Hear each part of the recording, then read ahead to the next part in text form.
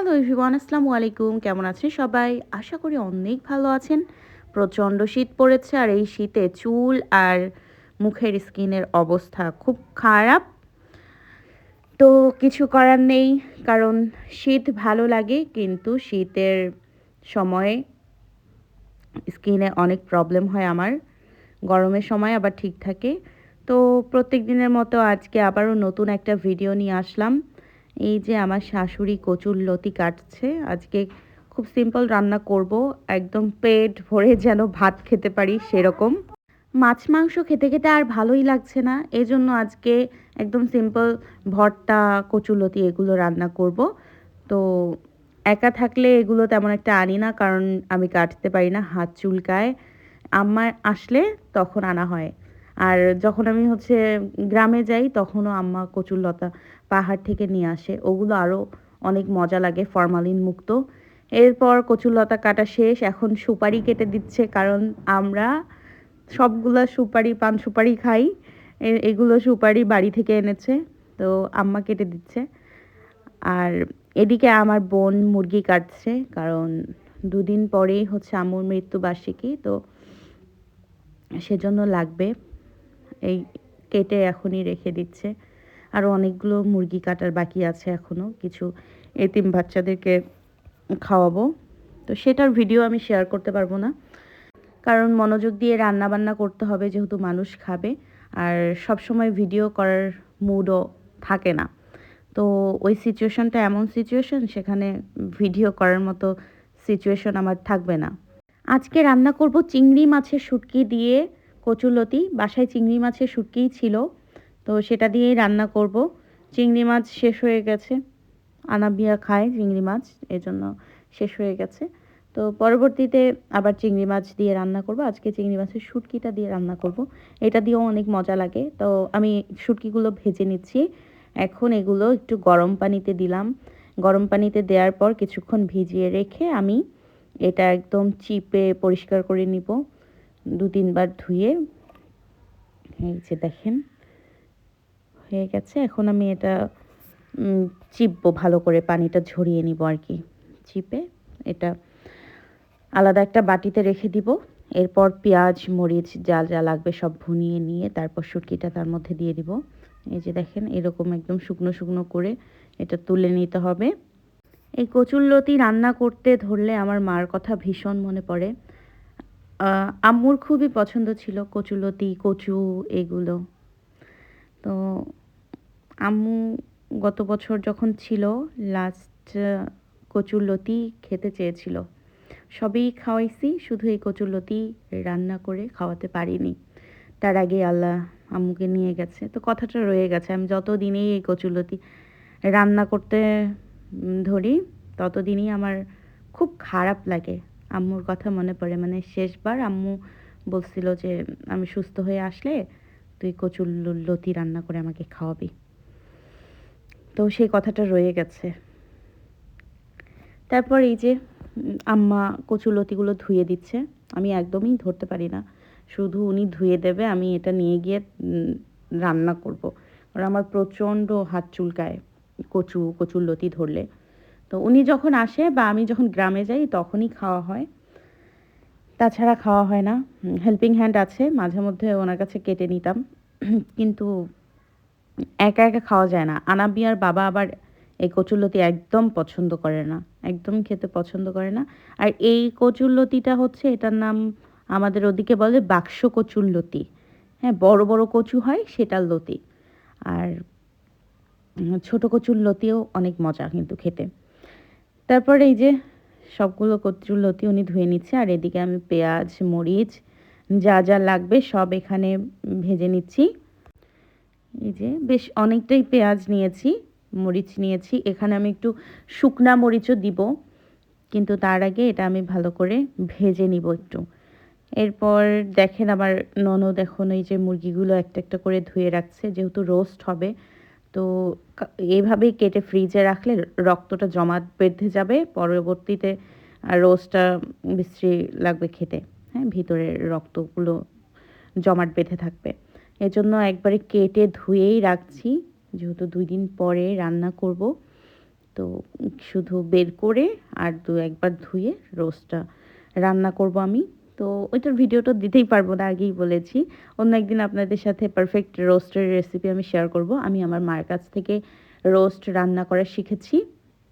তো এই যে ও খুব সুন্দর করে ধুয়ে নিচ্ছে, আমাকে হেল্প করতেছে। আমার ননদও এখন মাশাআল্লাহ সব রান্না বান্না পারে। বাড়িতে আম্মার কোনো রান্না করতে হয় না, ও সব রান্না করতে পারে এখন। সময়ের সাথে সাথে সব কিছুই মানুষ শিখে যায়, পরিবর্তন হয়ে যায়। একসময় বাবার বাড়ি ছেড়ে শ্বশুর বাড়িও যেতে হয়, এটাই মেয়েদের নিয়ম। একটা সময় ছিল যখন কিনা আমি ওদের বাসায় প্রথম বউ হয়ে যাই, তখন দেখতাম ও বেলা 12টার দিকে উঠতো, কিছুই করতো না, কোনো কাজে হেল্প করতো না, সব একা করতে হতো।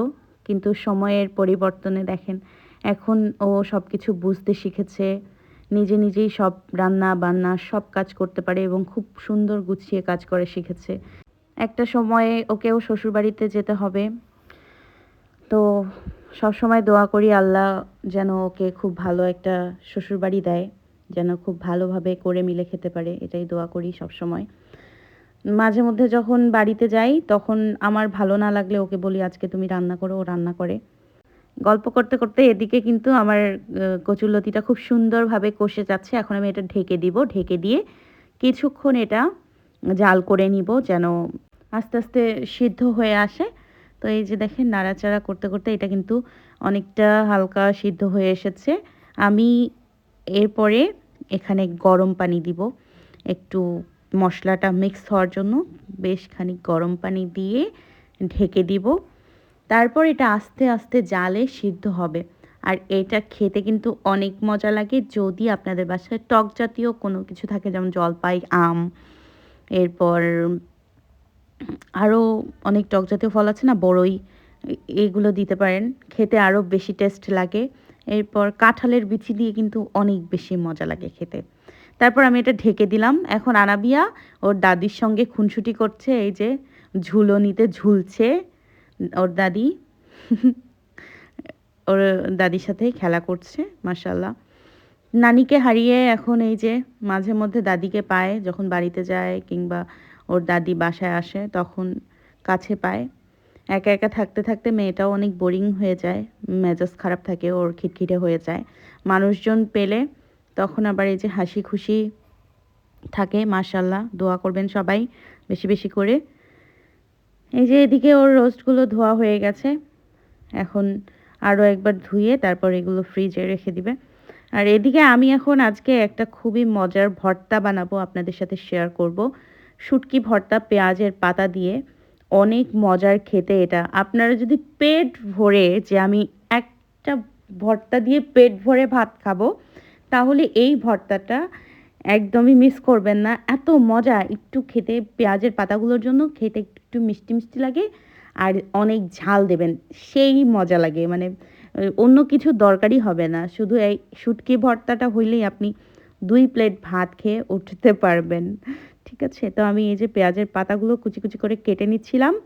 এরপর আমি পেঁয়াজ দিয়ে দিব, 2টা বড় বড় পেঁয়াজ দিয়ে দিব, মানে আমার যতখানি লাগবে ততখানি দিয়ে দিব। তো আপনাদের যার যতখানি লাগবে, যে কটা পেঁয়াজ লাগবে সে কটা দিয়ে দিবেন। ঠিক আছে, এবং পেট ভরে ভাত খেতে পারবেন। সত্যি এত মজা হয় এই ভর্তাটা। এরপর আমি অনেক রকম ভর্তা বানাতে পারি, আমার মার কাছে শিখেছি। আপনার পটলের ছাল আপনারা ফেলে দেন কি না জানি না, পটলের ছাল বা খোসা, সেটারও ভর্তা এত মজা লাগে। এরপর অনেক ভর্তা পারি আমি, আপনাদের সাথে অবশ্যই রেসিপি আস্তে আস্তে শেয়ার করব। একা একা থাকলে আমার এসব খাওয়া হয় না, কিন্তু যখন মানুষজন বেশি থাকে তখন আমি এসব বানাই, খেতে ভীষণ মজা লাগে। আর একা একা থাকলে এমনি একটা রান্না করে খেয়ে নিই। তো এই যে এখানে বেশ খানিকটা আমি রসুন দিয়েছি, একটা পুরো রসুন আমি এখানে নিয়েছি, বড় বড় রসুন। তো এগুলো দিয়ে দিব। তারপর আমি হচ্ছে এখন শুটকিগুলো পরিষ্কার করে নিব। এই শুটকিগুলো পাশের বাসায় আমার যে ভাবি আছে উনি দিয়েছিলেন। এগুলো উনি বাসায় বানিয়েছে, ছাদে শুকিয়েছে, রূপচাঁদা মাছের ছোট ছোট শুটকি। এগুলো খেতেও অনেক মজা লাগে। তো আমি এগুলো একটু পরিষ্কার করে নিচ্ছি, কারণ এই যে খোঁচা খোঁচা এগুলো কাটা কাটা হয়ে যায়, এজন্য আমি এগুলো কেটে পরিষ্কার করে নিচ্ছি এবং পেটটাও কেটে নিচ্ছি। তো ভালো করে এগুলো কেটে কুটে নিয়ে তারপর আপনাদের সাথে ভর্তার রেসিপিটা শেয়ার করছি। এই ভর্তাটা সবাই পছন্দ করে, আমাদের বাড়িতে কেউ বেড়াতে আসলেও আমি এই ভর্তাটা বানাই, অনেক পছন্দ করে। তো এই যে সবগুলো শুটকি আমি এভাবে পরিষ্কার করে নিব একটা একটা করে, কাঁচি দিয়ে পরিষ্কার করতে বেশ ভালো লাগে। এরপর আমি শুটকিগুলো গরম পানিতে কিছুক্ষণ ভিজিয়ে রেখে তারপর তুলে নিব, কিন্তু আগে কাটা শেষ হোক, একটা একটা করে কাটতে হচ্ছে, লেট হচ্ছে। তো আপনারা কি কি ভর্তা পারেন আমার সাথে অবশ্যই শেয়ার করবেন, কমেন্ট করে জানাবেন যে শুটকি মাছকে আপনাদের জেলায় কি বলে। ঠিক আছে, আমরা শুটকিই বলি। আর আরেকটা আছে আমার শ্বশুরবাড়ির ওদিকে বলে শীদল, আর আরেকটা কি যেন বলে শুটকিকে, আমার মনে নেই। তো আমি এখানে হচ্ছে পেঁয়াজ, তারপর যেগুলো কেটে নিয়েছি এগুলো এখন ধুয়ে তারপর ভেজে নিব। তো চলেন এগুলো আমি এখন ধুয়ে নিব। আর এখানে আমার যতখানি শুটকি লাগবে আরও নিয়েছি, আরও নিব একটু, কারণ এইটুকু দিয়ে হবে না। তো এই যে আমি এখন এগুলো ধুয়ে নিচ্ছি, এই যে দেখেন এইভাবে ধুয়ে নিব। ধুয়ে আমি এখন এটা ফ্রাই প্যানে দিয়ে দিব। ফ্রাই প্যানে দেওয়ার পরে কিচ্ছু দিতে হবে না, শুধু একটু হলুদ আর লবণ দেবেন। এখানে কোনো মশলা টশলা অ্যাড করবেন না, মশলার গুঁড়া টুড়া, তাহলে খেতে ভালো লাগবে না। হ্যাঁ, এটা একদম সিম্পল ভর্তা হবে। তারপর এই যে আমি এখানে শুটকিগুলো ধুয়ে নিচ্ছি গরম পানি দিয়ে। এখন আমি এগুলো একদম মচমচে করে ভেজে নিতে হবে শুটকিগুলো। হ্যাঁ, তো আমার যতখানি লাগবে আমি নিচ্ছি, কিন্তু আমার কাছে মনে হচ্ছে একটু কম হয়েছে শুটকি দেওয়াটা, আমি আরেকটু শুটকি কেটে নিব। হ্যাঁ, অফলাইনে আমি আরেকটু শুটকি কেটে নিলাম। এরপর এই যে দেখেন আমার এই ভাজাটা কিন্তু হয়ে গেছে। আর এই ভাজাটা ঠিক বেশি পোড়ানোও যাবে না, আবার বেশি কাঁচা কাঁচাও রাখা যাবে না, ঠিক এরকম, তাহলে খেতে অনেক মজা লাগবে। আমি বেশ কয়েকটা শুকনা মরিচ, কাঁচা মরিচ দিয়েছি। তো এই যে দেখেন শুটকিটা এখন আমি ভেজে নিব। এখানে আমি শুধু একটু লবণ ইউজ করেছি আর তেল। এখন এটা আমি অনেক মচমচে করে ভেজে নিব। শুটকিটা যখন পারফেক্টলি হয়ে যাবে তখন এমনিতেই দেখবেন গায়ের কালারটা চেঞ্জ হয়ে গেছে। ভাজতে ভাজতে এটা খুব আস্তে আস্তে ভাজতে হবে। এই যে দেখেন অলরেডি কালারটা কিন্তু চেঞ্জ হয়ে গেছে, খুব সুন্দর একটা কালার এসছে। তো এই যে দেখেন একদম পারফেক্টলি ভাজা হচ্ছে, এখনও কিন্তু পুরোপুরি ভাজা হয়নি, একটু পরেই ভাজা হয়ে যাবে। হ্যাঁ, এই যে যত এটা হচ্ছে ভাজবেন তত কালার চেঞ্জ হয়ে আসবে, আর ভিতর থেকে শুটকিটা মচমচে হবে। শুটকি ভাজা আমার হয়ে এসেছে। এখন আমি আনাবিয়ার জন্য একটুখানি কলিজা রান্না করব। এখানে বেশ কয়েকটা কলিজা নিয়েছি, আরও আছে, সেগুলো রেখে দিয়েছি। তো এই যে যতখানি আমার এখন লাগবে, 2 বেলাও খাবে। এরপরে এই যে চলেন এখন আমি শুটকির ভর্তাটা বানাবো।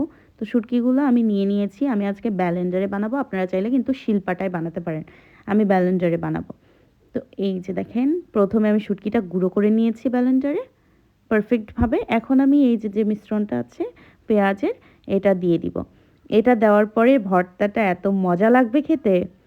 চলেন এই যে দেখেন আমার ভর্তাটা পারফেক্টলি হয়ে গেছে। আমি এখন উপরে একটু ধনেপাতা দিয়েছি, ধনেপাতা দিয়ে নাড়াচাড়া করছি। দেখেন বললাম না, আপনারা 2 প্লেট ভাত খেতে পারবেন। এই ভর্তাটা এত মজা হয়, ঝাল ঝাল একটু মিষ্টি মিষ্টি লাগে পেঁয়াজের পাতার কারণে। আমার কচুরলতিটাও হয়ে এসছে, এই যে দেখেন খুবই সিম্পলভাবে রান্না করেছি, কিন্তু খেতেও অনেক মজা হয়েছে। চলেন আপনাদের জন্য একটা প্লেট সাজাই। এই যে নেন আপনাদের জন্য একটা প্লেট সাজিয়েছি। গরম ভাতের সাথে কচুরলতি, শুটকি ভর্তা, লেবু, কাঁচা মরিচ, আর এখানে ছিল বালাচাও একটুখানি নিয়েছি। এত মজা লাগবে এটা খেতে। হ্যাঁ, এটা ছিল চিংড়ি মাছের বালাচাও। তো চলেন আপনাদের সাথে শেয়ার করি, আপনাদেরকে একটু খাইয়ে দিই। হ্যাঁ, লেবু মেখে। তো আজকের ভিডিওটা এই পর্যন্তই ছিল। কেমন লেগেছে ভিডিওটা কমেন্ট করে জানাতে ভুলবেন না, এবং রান্নাটা আপনারা কিন্তু ট্রাই করতে পারেন, মানে কচুরলতা তো রান্না করতে পারেন, কিন্তু ভর্তাটা ট্রাই করবেন অবশ্যই। ভালো থাকবেন সবাই, আল্লাহ হাফেজ।